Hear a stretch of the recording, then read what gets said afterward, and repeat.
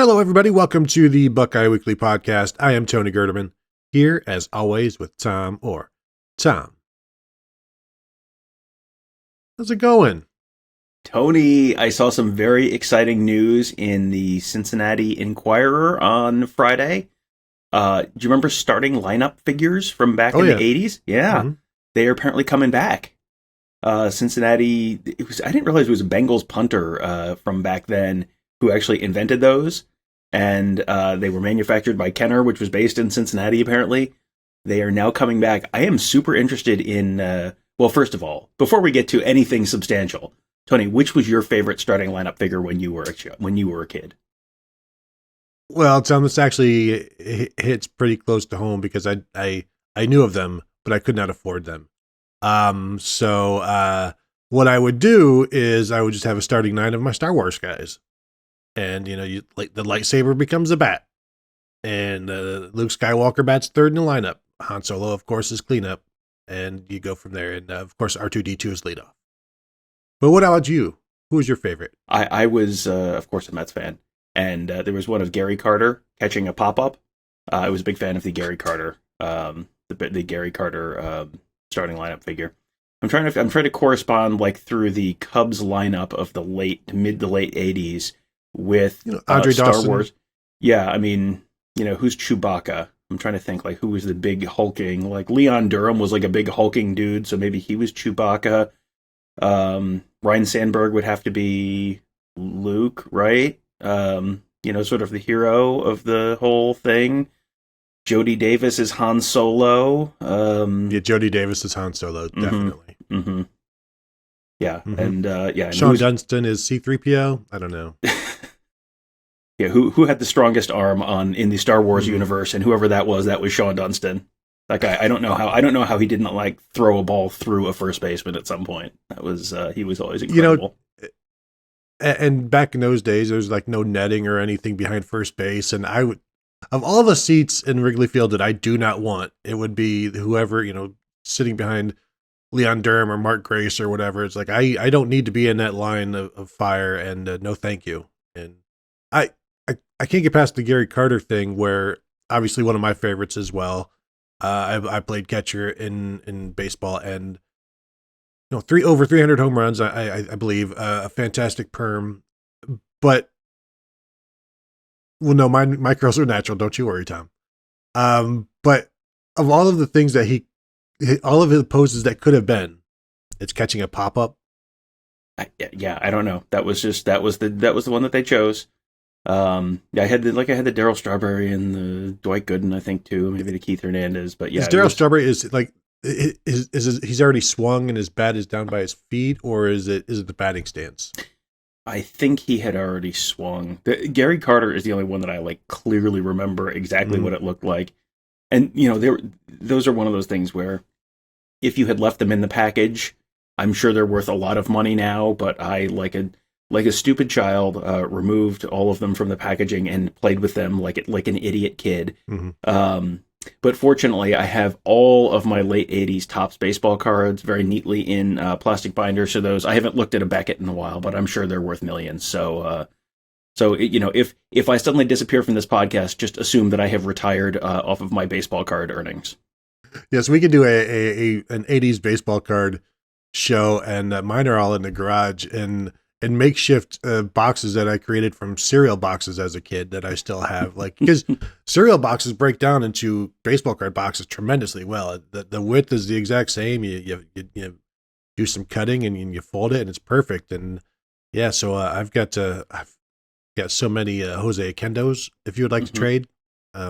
The very first baseball card pack I ever opened, the only Met in it was a Jose Akendo 1984 Topps. So yes, I have a special place in my heart for Jose Akendo baseball cards. If you want some 86 Topps Rafael Santanas, I can get you some of those. I can. If you look behind me, if you're watching on YouTube, I have an uncut sheet of 1985 Topps framed right behind my desk. Very nice. There's a bunch of Hall of Famers on there. There's I think Pete Rose is on there and couple other guys, but yeah, it's Pete Rose obviously not a Hall of Famer. I don't need to tell this audience, but yes, again, I'm sure worth millions and millions of dollars. was recently browsing eBay to look and see if they have 1987 uncut sheets. They do, also very reasonably priced because I managed to hit that. I managed to hit the very bottom of the market in terms of my the heyday of my baseball card collecting. But 87 Tops was definitely my favorite set of that whole era. And I've told the story here before, and we will get to some listener questions about how maybe when I was a kid, it would have been like when I was like 10 years old, I threw a Don Mattingly rookie and a Darryl Strawberry rookie in my back pocket, and I went to town thinking I could use it as currency. I had like $50, $60 in my pocket, and I was, I'm going to be the man on the town today. But unfortunately, the carry out nor the bar where we shot pool would accept baseball cards as legal tender. I like the fact that you, as a child, could not get served at the bar, but only because baseball cards weren't currency back then. That was the only reason you couldn't get served at the bar. Yeah, it's an outrage, Tom, frankly. And when I am elected president, children will be able to use baseball cards as legal tender in bars. I'd make that just the only plank in your campaign platform. Yeah, absolutely. Yeah. What do you think about healthcare? Let's talk about baseball cards, friends. Well, yeah, first, let's stick with the important stuff first. Tom, speaking of the important stuff. Yeah, speaking of the important stuff, let's talk about Evan Pryor. We're doing a listener question show today. We're going to be doing a bunch of listener question shows because you guys are fantastic and sent us a trillion questions. We're going to do a Monday morning scoop about listener question shows because we want to get through all of these. So let's start with this one from @DavidHooser1. How many touches do you think Evan Pryor gets per game this year? With so many other weapons, do you think it will be enough to keep him happy this year and next? And Tom, I threw this question at the top because it was David Hooser who asked us to do a listener questions show. So I thought, why make him wait? Mm-hmm. And we're only going to answer this question because nobody else asked for this. So it's just going to be him. we don't say listener questions show. We're just saying listener question show. Yes. But we have also done that in the past. I don't know. I'll be interested to hear what you're saying. I think there's 5 or 6 carries a game, but it's one of those things where he won't carry the ball in a game, and then the next game it'll be 12 because of a blowout or something like that. So it will average, 5 or 6 because what do the backups, what do the third guys normally get? And that's really where you have to look. And when you have a quarterback who ran the ball, there were no real snaps for a third guy. DeMario McCall had like 49 in 2016, and you had a running quarterback then, but they ran the ball a lot. Now they're running it less. But I think there will be garbage time, but I also think there will be, does he get a series where you operate as if he is Travion Henderson, or do you put him in when you want him to do certain things? Like the whole third down back thing, I think is a little overplayed, but it might be underplayed here, and that's something that he can obviously do. I'm interested to see because I would say is 5 or 6, is that the wheelhouse? I mean, 5 to 6 was the exact numbers I had in my head. I'm just trying to pull up the stats from last year now to see kind of what that third back would have gotten last year on the whole, but it feels like 5 to 6 touches, and that's probably like on average 4 carries and a reception or 2, something like that on average. I think is probably about right. Is that enough to keep him happy? I don't know, but I think that's probably about in the right area because you're gonna, Mayan Williams is gonna get a series or 2.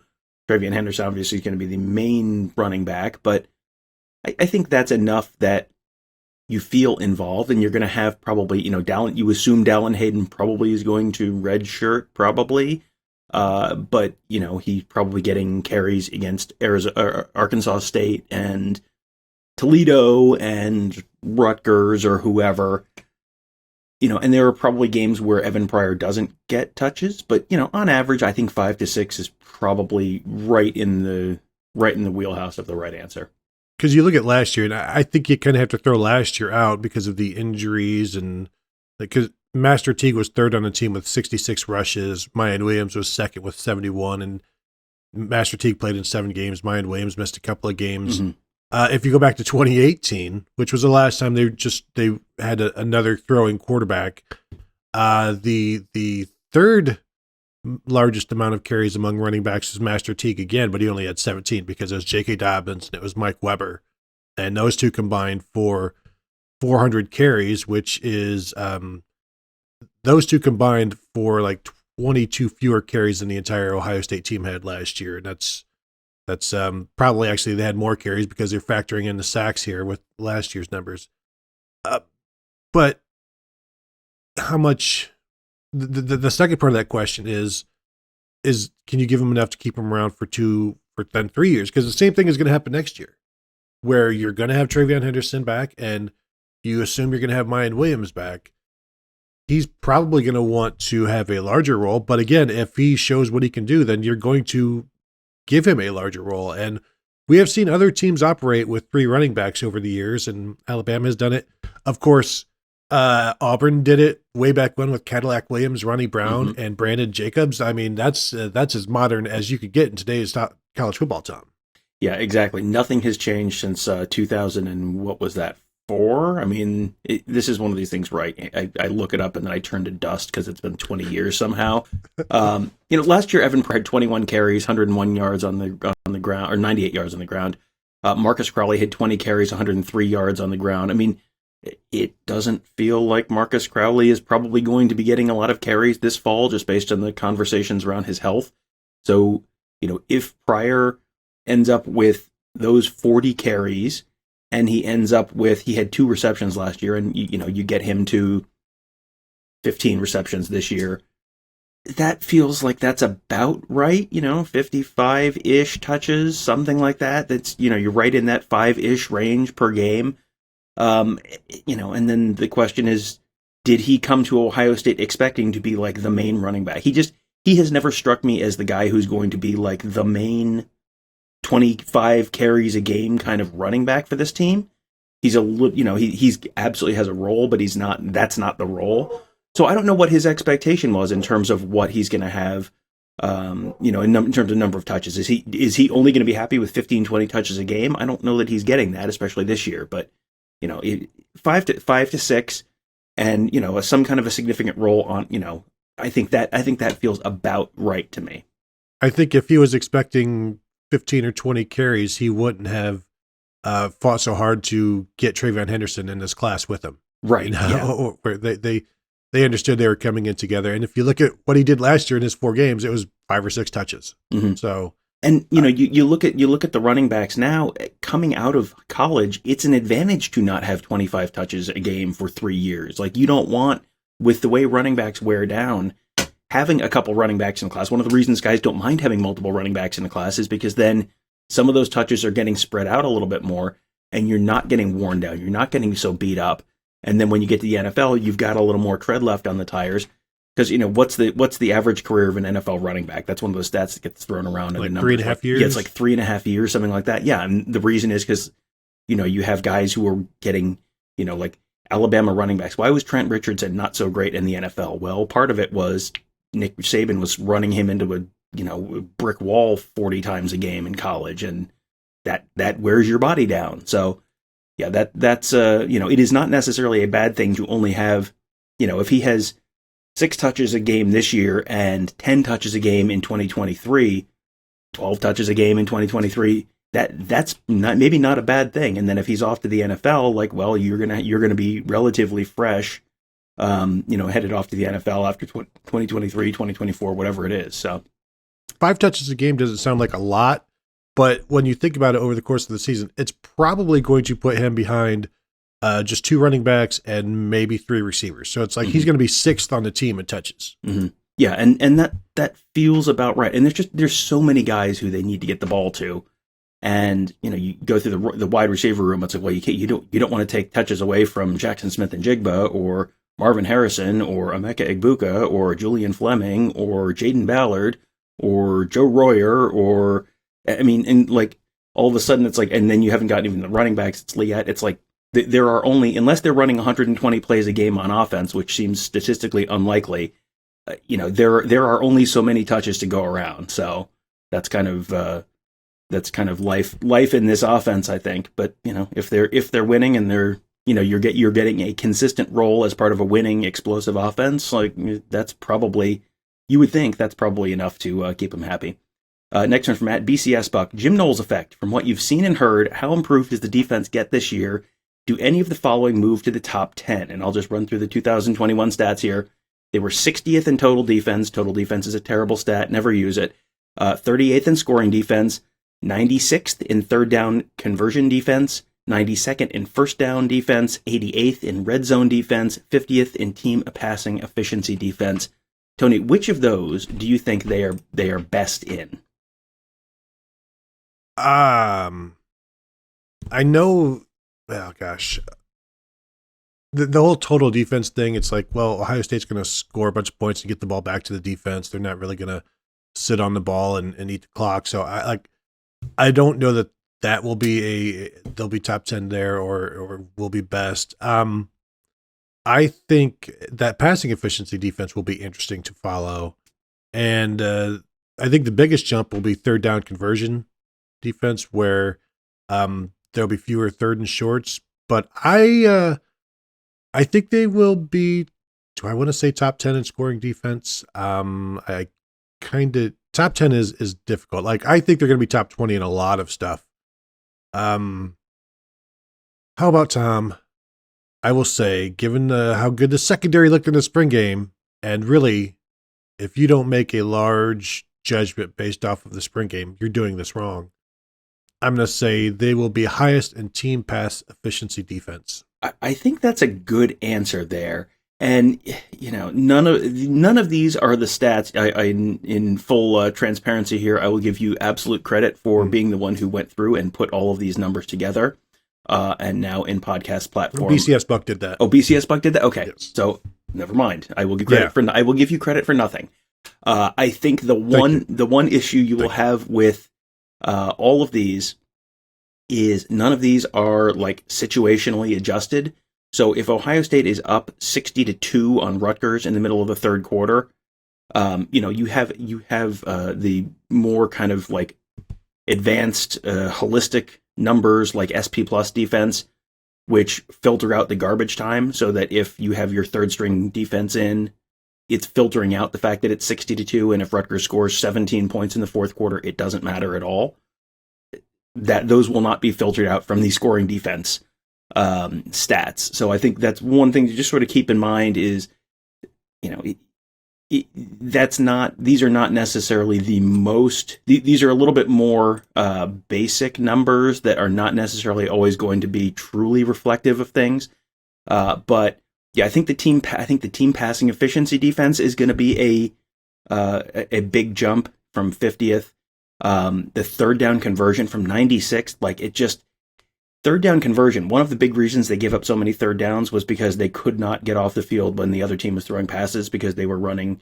I had Ross Fulton on the morning show earlier this week, and he talked about the fact that they were the extremely basic defense that Jim Knowles kept saying, boy, this is going to be really basic. Boy, this is good. Don't read anything. This is going to be really basic. Was infinitely more complex than what they were running during the regular season last year. So I think you're going to see significant increases in all the pass defense numbers this year, which is going to result in an increase in the third down conversions defense, because all of a sudden, if it's not so easy to complete a pass and you're not in a very predictable defense, it's going to be a lot harder for teams to convert those third downs. So I think you're going to see a big jump there. Scoring defense, scoring defense has the least gap, the least distance to go to get to a top 10. So I guess that's a good one in terms of like which is most likely to move to the top 10. I think overall though, they're going to be top 10 in some of these. Maybe not all of these.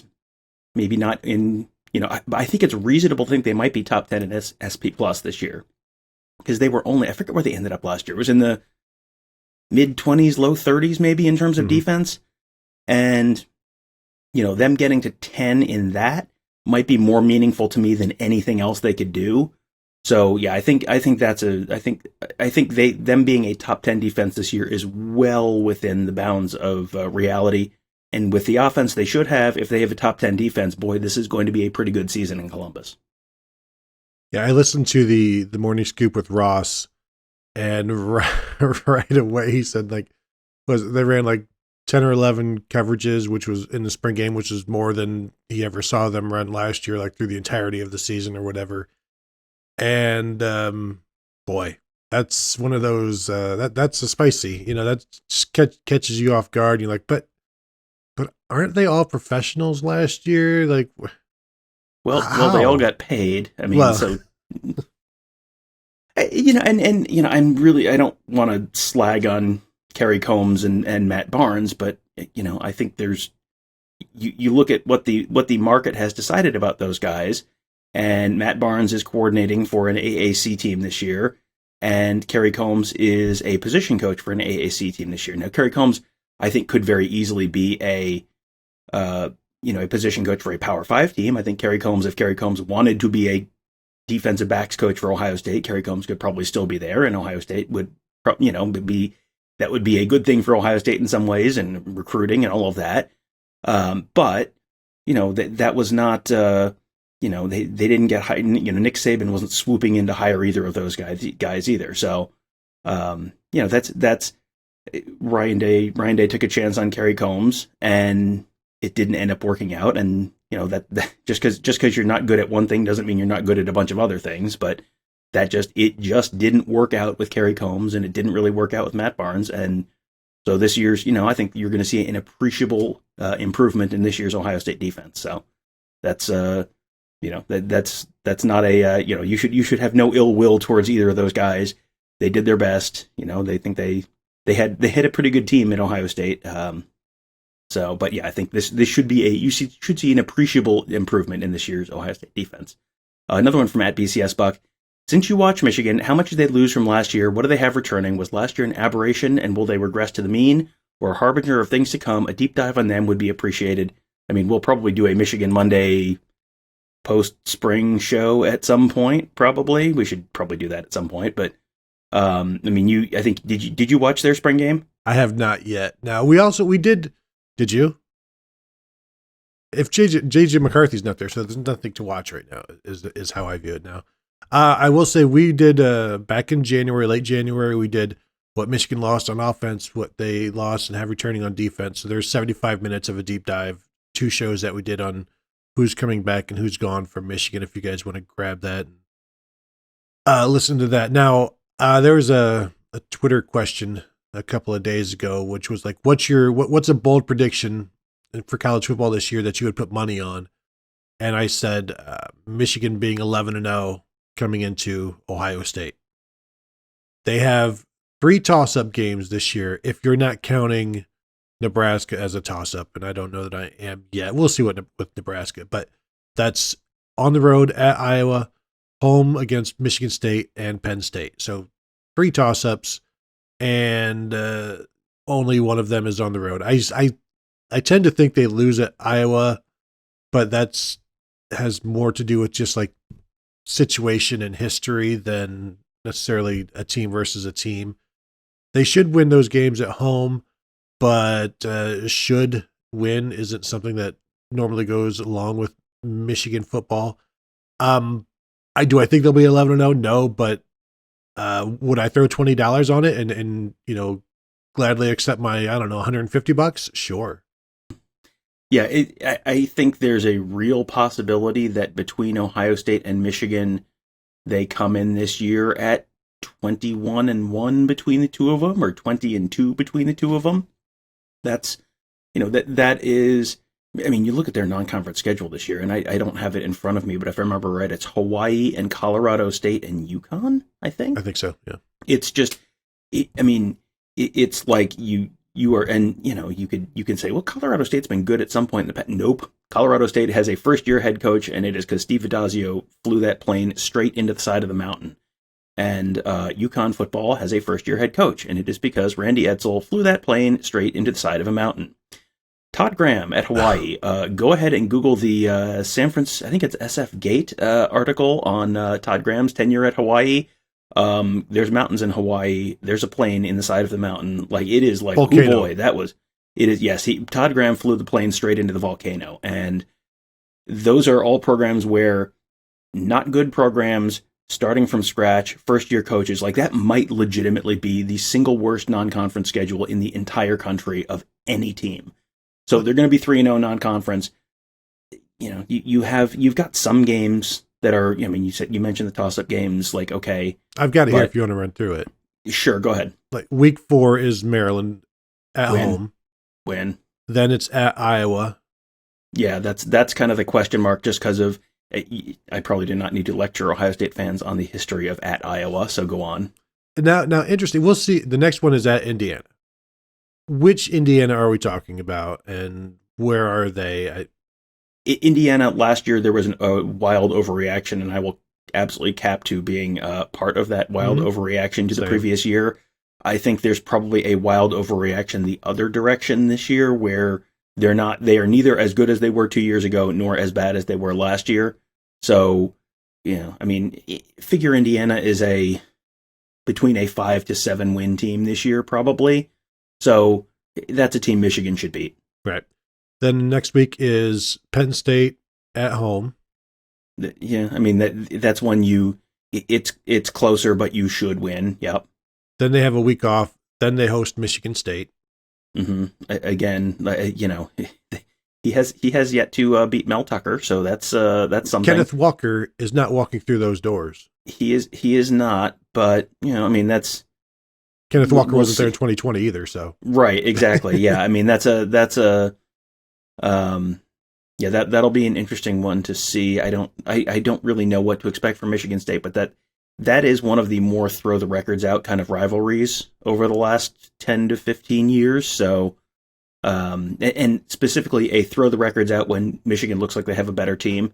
Like that is Michigan State's Super Bowl and Rose Bowl and national championship game all wrapped up into one. And if Michigan State beats Michigan and go 7-5, Michigan State fans are walking around like the guy from the male enhancement pill commercial a few years ago with the huge smile. Like that's Michigan State fans for the next 365 days. As long as they beat Michigan, they don't care. So that I think that is the toss-up-est of toss-ups pretty much every year. Then the next week is another example of if Michigan is good, then they'll win the games they should. It's at Rutgers. They should, but if there are any questions and chemistry and culture is degrading, this could be one of those areas where you shouldn't lose this game, and then boom, like. And yet, yeah, they almost lost it last year, and Rutgers was not particularly good last year, and. Yeah, I have no sense for what Rutgers is going to be this year. I feel like they should be not particularly great, but yeah, I have not done my deep dive on Rutgers yet. Well, and they have their quarterback back, but however, they also have Gavin Wimsatt back, the Kentucky nearly 5-star quarterback that played a little last year. That is the future of the program. Will at some point he take over and. This is what, game 8, 9? He should be, is he ready to go? So then it's Nebraska at home. We should have a pretty good idea of what Nebraska is by game 10. Does that mean anything? Nebraska is one of those statistical darlings this year because they were, I mean, this is like the most backhanded compliment you could give, but they were literally the single best 3-9 team in the history of college football last year, where all of their games were close and they just kept finding a way to lose. So, the statistical models all say, well, then obviously a bunch of those are going to turn into wins this year. It's like, I mean, are they? Like how many? I mean, are they? There was, I think ESPN's numbers had them favored to win the West. And it was like, I mean, that is a position you could take. I kind of want to see it before I think it's going to happen. But that feels like Nebraska feels like they should be a 7-win team this year, maybe an 8-win team. They've got Oklahoma out of conference, I know, this year. So that's, I mean, you know what? Win that Oklahoma game and show me something, and then I'll maybe be a little more on board with the idea of a 9 or 10-win Nebraska team. But I mean, they will definitely be better than 3-9, but how much better is kind of an open question. Yeah. Here's a toss-up for you, Tom. The next game is Illinois at home. I have not looked. Is Brandon Peters back? Does he have another year or not? That's. I believe he is a player coach now. He is co-offensive coordinator and backup quarterback. He will tie Carlos Huerta's college football record of 17 seasons as a college football player this year. Yes. Even Bradley Robinson is like, just go away, dude. Yeah, that's one I would probably pretty safely put in the win column. Yes. And then of course it's at Ohio State. So really it's a schedule of smooth sailing and then some speed bumps that shouldn't like knock your engine out of your car, basically. It's really going to just be about I don't believe Michigan is a playoff team. I don't believe they made it somehow last year, and I don't know that they were actually a playoff team last year, but they were there. I think they're not going to be as good as their record. And then if they're not as good as their record, if they're not as good as where they're going to start out ranked, shouldn't they lose some of these games then, like, you know, a Nebraska or an Indiana or something like that, even outside of the 3 toss-ups that I have thrown out there? Yeah, I mean, it's entirely possible. I think they're going to have a major step back on defense. You lost your defensive coordinator. You lost David Ajabo. You lost Aiden Hutchinson. You lost Dax Hill. And they don't have the, you know, immediate, like, just slide the next guy in and there's not going to be any drop off. Like, I think there's going to be a real serious drop off on defense. The offense, I think, is going to be pretty good this year. You've got, you know, the bulk of the offensive line should be pretty good, I think. You've got JJ McCarthy back as a second year guy. They've got to sort of sort that quarterback situation out. But, you know, you've got some talented running backs. You're getting Ronnie Bell back this year after he missed pretty much all last year. I think the offense is going to be pretty good. I have questions and concerns about that defense with the new coordinator and all that talent gone.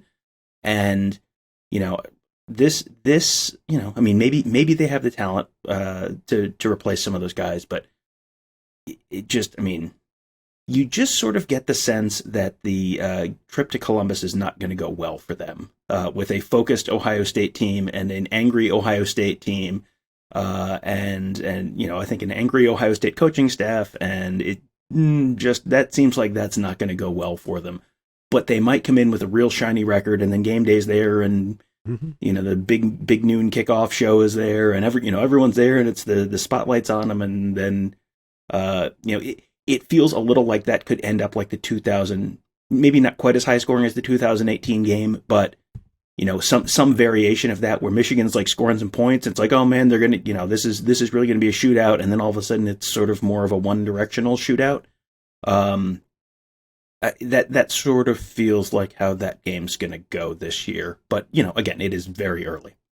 I'm wondering how many games they'll be favored in. And you look at that schedule and the Iowa one stands out. Like, obviously they're not going to be favored at Ohio State, but the rest of that schedule. Now, Iowa's first 4 games before they play Michigan, they open with South Dakota State, and I'll just say, watch out. Mm-hmm.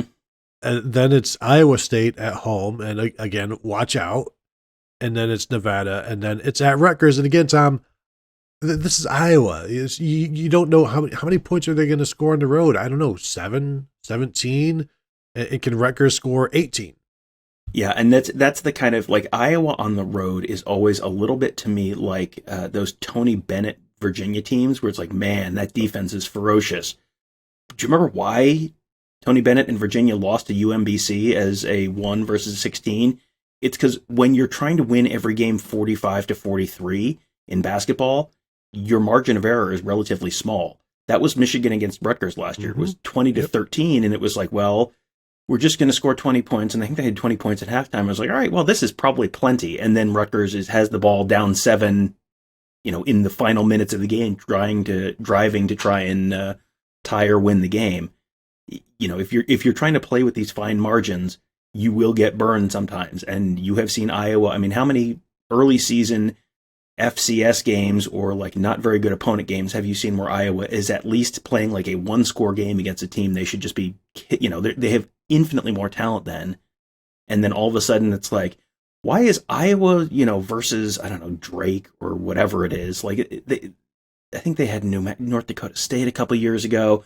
Like, it just feels like they always play one of those games North Texas maybe, like they always play those games way closer than they should be. Don't any kind of Dakota. Stop scheduling Dakotas. Don't do it. Like, nothing good happens from scheduling a Dakota. South Dakota State, North Dakota State. Like, North Dakota's not as good, but don't schedule them in hockey.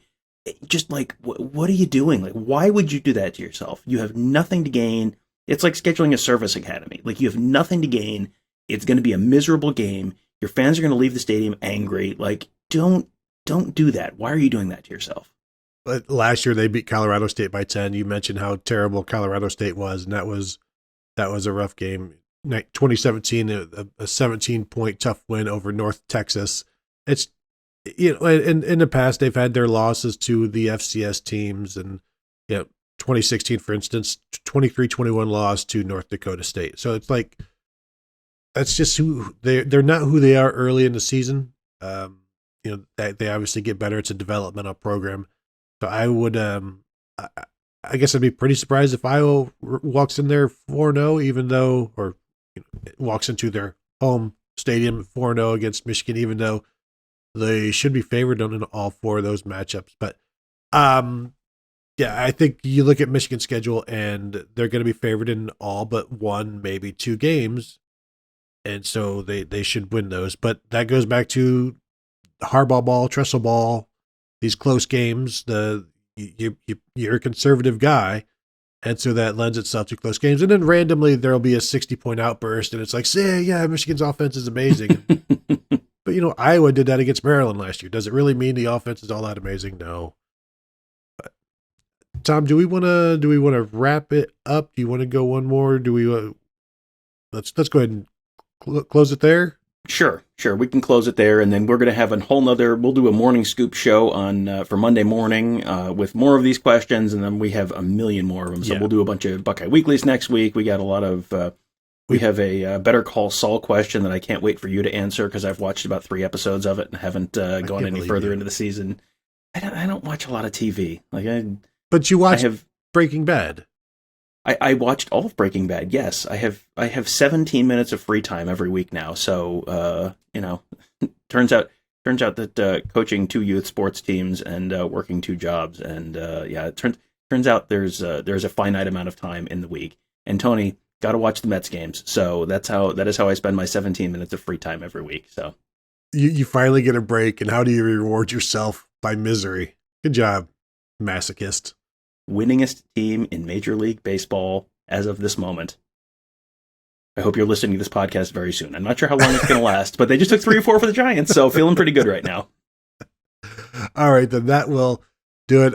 Yes, we have a bunch of questions. We got through 3 of them, so good job by us on really zooming through these. But thank you all for the questions. As always, thank you for the submissions. Thanks for listening. Thanks for watching, and we will talk to you guys later.